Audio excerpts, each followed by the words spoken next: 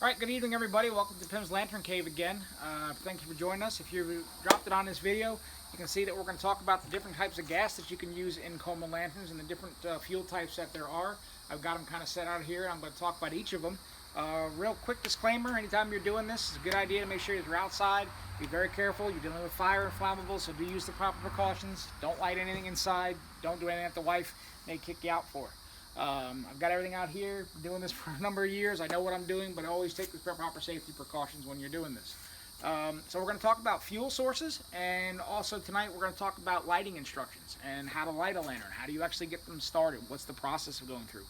People have told me that I've had people that have come to my house, left their lanterns, and said, "Oh, I'm not real comfortable with kerosene. Kerosene kind of scares me." Well, there's really nothing to be afraid about. Actually, kerosene actually has a much higher flash point than that of gasoline and or Coleman fuel.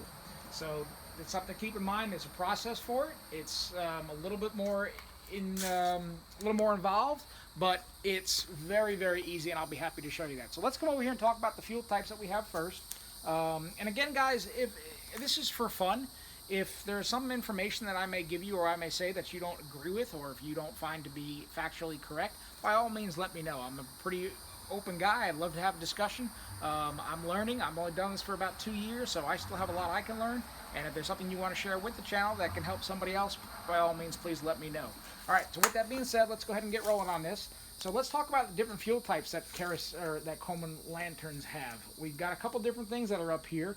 Let's start with propane. Propane is a very, it's probably the easiest out of them all.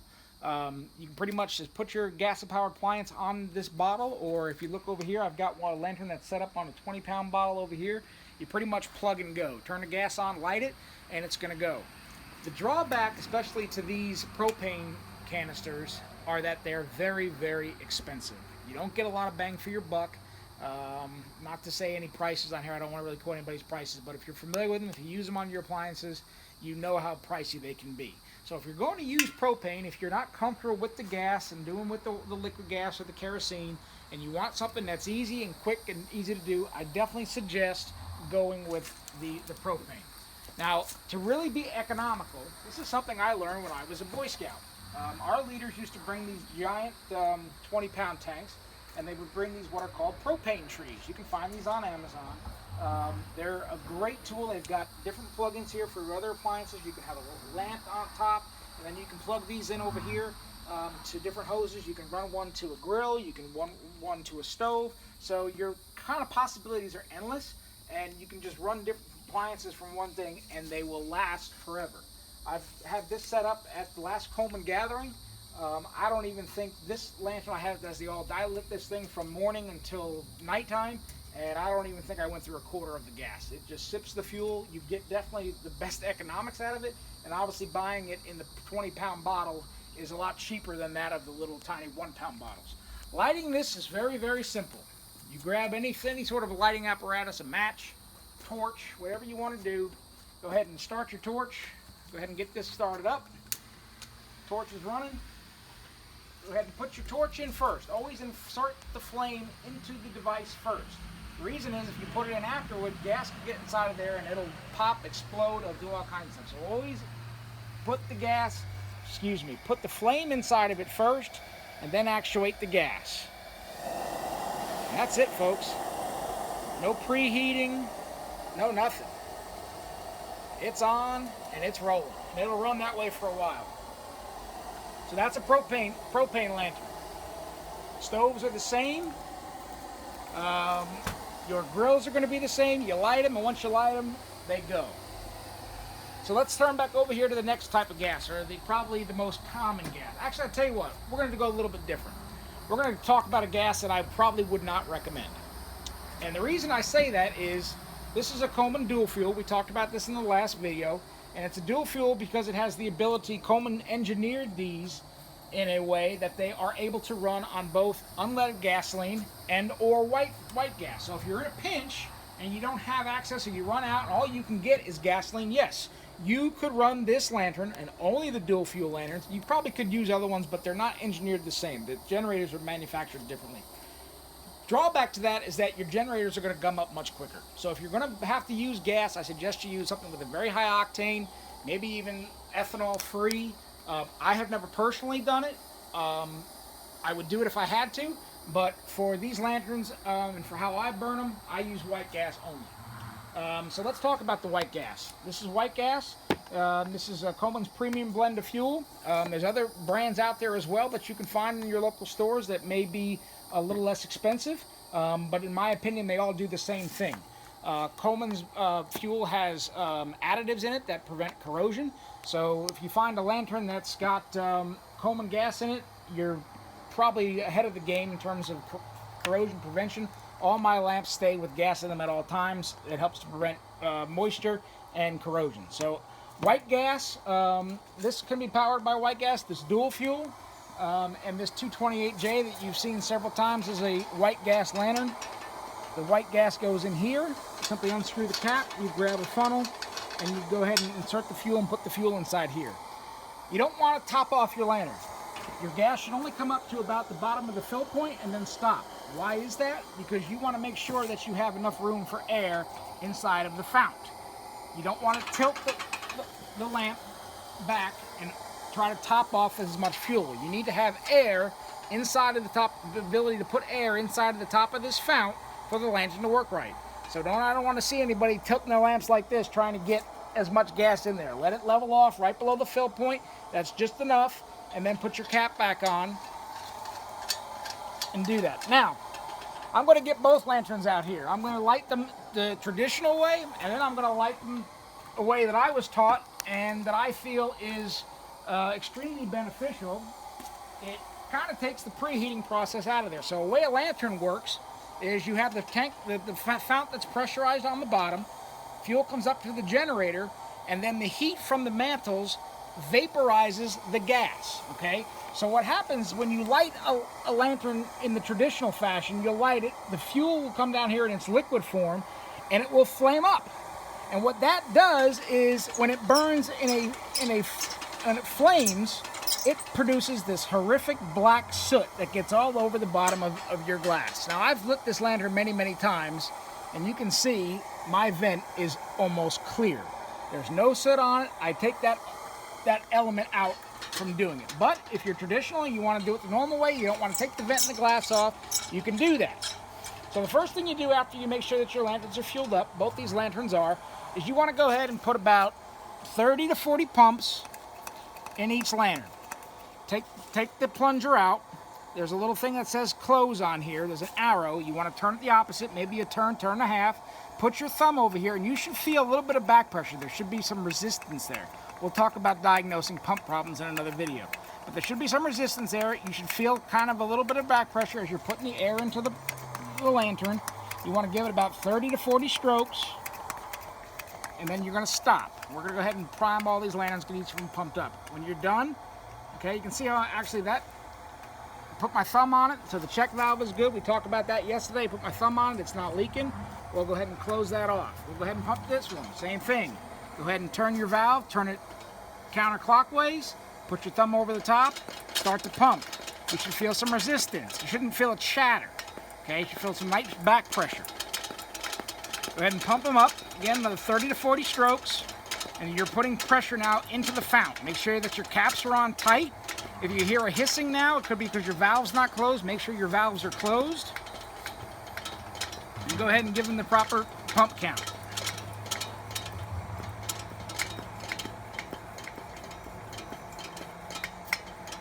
Alright, that one's good, that one's ready to go. So again, safety disclaimer, always induce fire before you induce gas. We're always going to put fire before gas. So what I'm going to do is I'm going to hold this up and I'm going to light this the traditional way. I don't really want to do it this way, but this is how we're going to do it. I'm going to introduce the fire, and then I'm going to turn the lantern on to light. Now as I say that, of course, this one's going to be stubborn. I hear it, just give it a second.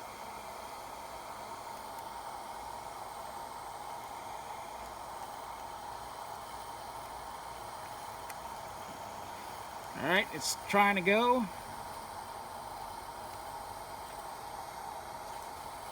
There it goes. Now you see how it started to flame? See how it's kind of throwing flames up? This one's not doing too bad, but right now what it's doing is it's preheating the generator. So as the generator gets hot, you can see the flames that are in there. See how it's kind of over flaming the mantle? It's preheating the generator. Right there, the generator got hot enough to vaporize the gas. So now the lantern is burning at optimum. So what we're going to do is we're going to go ahead and unscrew the pump one more time. And we're going to put more air into the lantern. We've put the prime on it. Now we're going to put it up to a running pressure. And what you'll hear is you'll hear the noise kind of kick up. It'll kind of kick up into another gear. You'll start hearing it make a hissing sound. When you get to a good feeling, you feel that it's good, go ahead and give it about another 10, 15 strokes. Seal it up, and the lantern's off and running. Okay? That's the traditional way of lighting it. You can see this one didn't do too bad, but that's not how I light them. What I do to keep my lanterns clean, especially the older ones, is I like to remove the top nut, take the vent off. Now obviously this is dangerous because you're pulling the glass out, and anything can happen with your glass. We're going to set the glass over here. I like to take the preheat element completely out of the picture. And I do that with my torch. Now, what you need to be aware of is this torch is extremely hot. You're putting it onto brass. You want to keep it moving. What I'm going to eliminate by doing this, I'm going to put it on the generator. And what you want to do is just have the torch, don't touch the flame to it. It's putting plenty of heat out on that tip. Move the generator up and kind of just move it up and down for about 30 seconds to get that generator warmed up. You're taking the preheating process away from the mantles and inducing it in here. What that's going to do is when I turn the gas on, you can pretty much go full blast with the gas. Just turn it on and let it rip. And the lantern will come to life and glow. There won't be any sort of flames. It'll just come to life. So I've got the generator hot now. I'm going to go ahead and stop and poof. Well, there it goes. As you can see, the lantern just comes to life. No flames, no nothing. Nice and clean, no dirty, no nothing on your vents. Your vents are going to be nice and clean. So now what we're going to do is I'm going to go ahead and put my glass back on because we want to entrap all that heat. We want to make sure that that generator stays nice and hot. I'm going to go ahead and put the vent on carefully. Be aware that the top of the lantern is getting hot. It gets hot very, very quickly. We're going to go up to a few hundred degrees. These lanterns can get upwards of 800 to 1,000 degrees on top of these vents. Be very careful. Another note on these vents, when I put these top nuts on, you don't want to crank the top nut down. That's why these porcelain tops crack. They expand, so give them some room to expand. Bring the nut down, let it touch the top, and then come off maybe about a quarter or half a turn. It's okay if it's not tight. Let the vent have room to expand. Come back to this, back to your pump. Go ahead and give a couple of finishing pumps, maybe 15, 20 pumps. You'll hear the noise and the hiss come up on the lanterns. Go ahead and turn your valve off, seal your valve off, and your lantern's running. That's how I light them. If you have a different way or a better way to do it, the benefit is you don't have to worry about overflaming, and you don't have to worry about the lantern getting dirty. Obviously, the drawback is you have more parts and pieces loose. You can bump them, they can break. Can't say I haven't done it because I have. All right, lastly, moving to the last fuel type, it's kerosene. Kerosene, for some reason, people get very nervous about kerosene. Kerosene is pretty inexpensive to use. Many of your countries across seas have kerosene readily available to them. So we have a lot of lanterns here in the States that run on kerosene. Kerosene is kind of a cross between a diesel fuel, jet fuel. It's a much thicker fuel. It's got a lot of oil in it. It's very dirty. It gets on your skin. Doesn't evaporate for a while. It's just a very dirty fuel. But one of the greater things about it is that it produces extremely bright light. I don't know why it is the way it is, but that's just, for whatever reason, kerosene burns really, really bright. Kerosene, however, has, as I mentioned before, a higher flash point. So if, for an example, and I'm not saying this is the number, Coleman fuel may ignite at 106 degrees Fahrenheit, where this ignites at, say, 300 degrees Fahrenheit. You have to get this gas much hotter in order for it to ignite. Otherwise, it burns extremely, extremely dirty.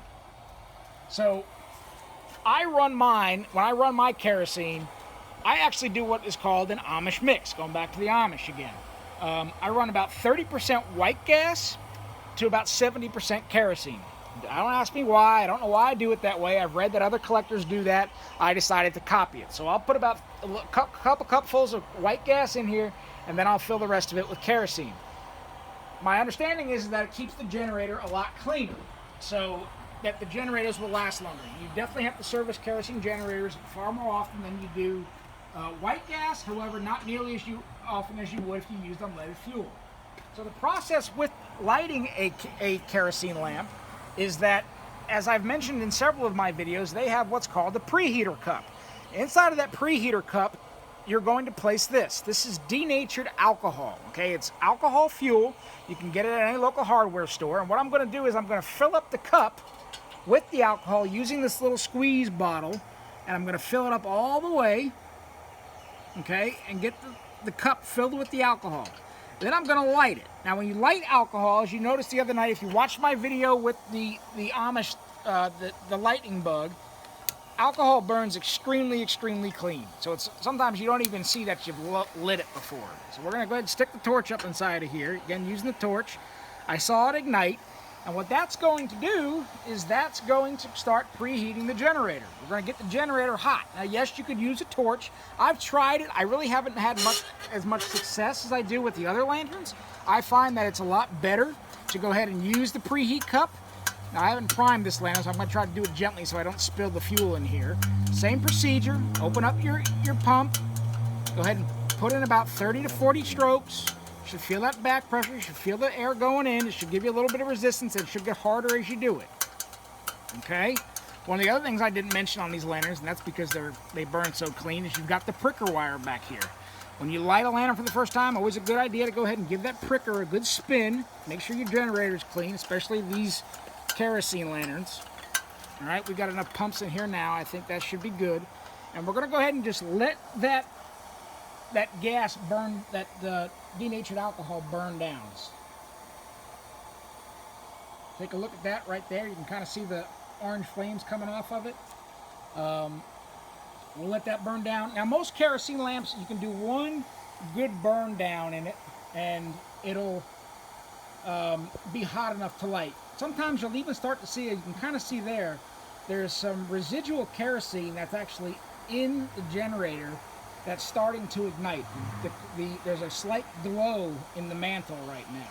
So that's kind of a good indication that you're getting close. Now, these are kind of trial and error. What I would suggest you do is let that alcohol burn down. You can kind of watch it. It's kind of hard to see in the video, but if you look up there, you can kind of see where the level of the alcohol is. It takes a good couple of minutes for the alcohol to burn down. When it gets down to just about the bottom, when it's almost out, that's pretty much a good time that you want to go ahead and start the lantern. You can also kind of put your hand over the top of here, and you can feel the heat coming up from there. It's a significant amount of heat for that little tiny bit of alcohol. It puts out a lot of heat. And obviously, that's a big generator in there. Look at the size of the generator compared to that of... They're much, much bigger. It's a huge generator, so you really want to make sure that gets hot. When it gets hot, you're just going to go ahead and turn the valve on, and that mantle will come to life. You've seen me do these on the HC lantern. You saw me do this the other night with the 237. Again, this is a 237 model. So we're going to go ahead and give this another couple of minutes. I know the video's kind of run a little bit long, but we'll go ahead and get this one wrapped up. And I do thank you for tuning in. Again, if you like my videos, please do like and subscribe. Hit that little bell button so you get notifications when I post. If you have suggestions on things that you want to see, I've got a lot of stuff that I want to try to get to. We're going to do some troubleshooting videos. We're going to do a lot of different things on the channel. And if you are into collecting, hopefully you can learn something. If you have any questions, concerns, or comments, please let me know. I think we're hot enough to let this thing go right now, so I'm going to have the camera back up just a little bit. And I'm going to go ahead and turn this, and hopefully it'll just come to life and be nice and bright. And there you go. So nothing to a kerosene lantern, that's it. Just preheat it with the alcohol, give it a couple of minutes to make sure that generator is nice and hot. Go ahead and give the pricker a spin. When you give the pricker a spin, you'll see the mantle kind of dim for a second, and then it comes back on. So that's that pricker wire going up and down of that orifice up there. It just gives it a quick prick and gets any of that stuff that maybe that old carbon that's built up there. You can spin it kind of quick, make sure it's clean. Again, go ahead and give your, now watch hopefully you'll see it and the video won't cut it out. I'm going to give a couple of running pumps. I can hear the hiss kind of pick up in loudness. You can hear it pick up. Close your valve again, and there you go. Well, folks, I hope you enjoyed it. Got to learn some things. Got any comments for me or questions, let me know. Thanks for tuning in. We'll have some more videos tomorrow, and y'all have a good night.